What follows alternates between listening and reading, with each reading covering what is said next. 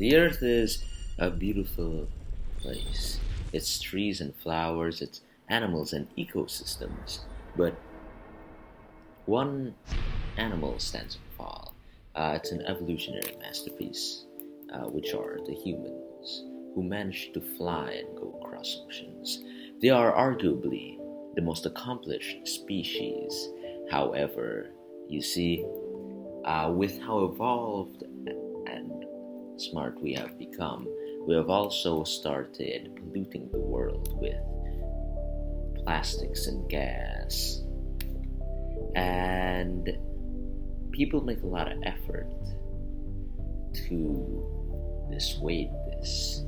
But you see, it's only some people who do it, not a lot of people who actually do it. We act as if we do, and you would think we would actually act to help, but it's not as if we are able to help, right? We're too busy after all, with work and money and surviving. It doesn't sound like a valid reason, but how much can we actually do to help? At this time, it has become so bad that a whole continent is melting. Antarctica. Antarctica is a victim of climate change.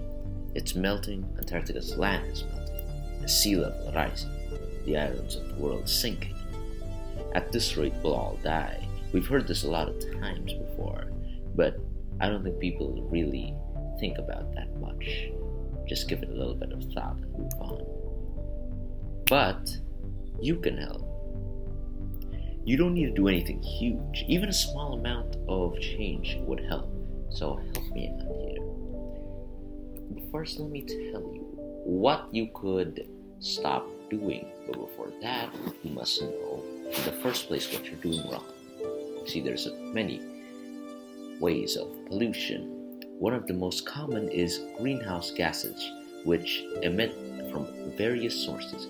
A lot of people will talk about most obvious sources such as cars, factory, and etc. And see, some of those we can't really stop using, like cars. A lot of electric cars are being used now, but most people are using gas.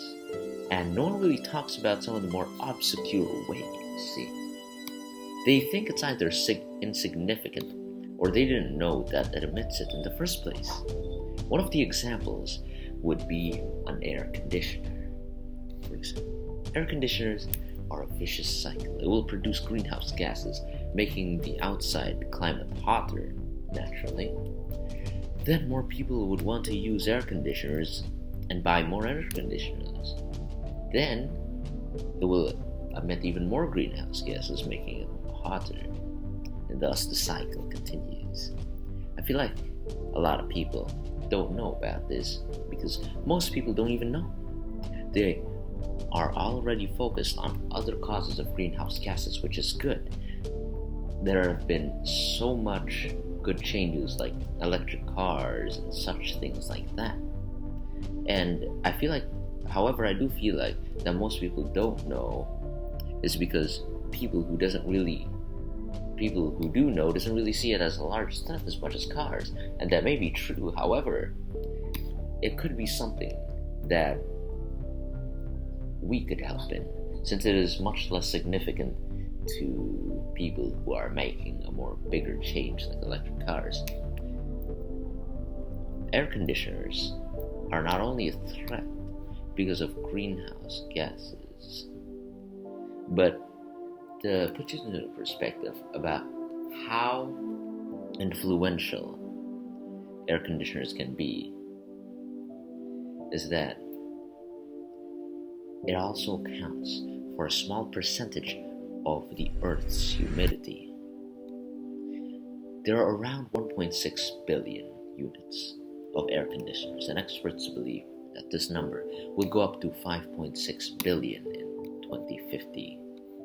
There are also other greenhouse gases that come out of places that might seem a little unexpected, like hot showers. If you were to take a 15-minute hot shower, for example, you would be producing around 2.5 kilograms of CO2. I want to also talk about plastic straws. A lot of people nowadays could justify the the use of plastic straws with the point of I don't litter and always throw it in the trash, which is a good point, but it's only for some people. And being a little honest here, people do throw it in the trash most of the time, maybe even almost all the time. But there will always be times where we might think that okay, it's just one time. But maybe if you had stopped to think, maybe there's hundreds of people around the world also doing that. That plastic adds up. And even if you don't completely litter, the problem is using plastic straws itself causes pollution. Let me explain. You see, not just littering that's the problem with plastic, it's also the fact in which making plastic itself is damaging to the environment. Research shows that the production of plastic alone is already causing harm to the environment. What I mean is, the production of plastic produces CO2, which we know by now is a harmful substance to the environment, and because of that, not only does plastic harm the environment because people litter, but also because making plastic in the first place is harmful. And plastic alone accounts for a significant amount of the percentage of every CO2 there are, at around 3.4% of all CO2. Production of plastic is quite the problem. Not to mention that a total of 99% of all straws are plastic. In the US alone, there are 42 million metric tons of plastic waste, and maybe even more. Did you know that plastic straws also take 2 years to decompose? That's older than any human that's ever lived. So those were some of the ways that pollution is getting caused. There's so many, but you could still help. So change a little bit of your ways when you leave the house. Think about turning off the AC maybe. Do you really need it on for that long? Next time you shower, do you really need to spend 3 hours watching Netflix in there? Next time you're about to litter, just once, just think to yourself, maybe I can just hold on this for just a little bit longer. Make a change. Big changes aren't necessary. Small changes could be good as well. But if enough people make small changes, that would be a big change. So change your ways. And also, stay with me for a while. Listen here. A person has an Instagram page, which includes some ideas about these type of things. So go to the page and take a look. I'm not giving you an option here. You have to go there.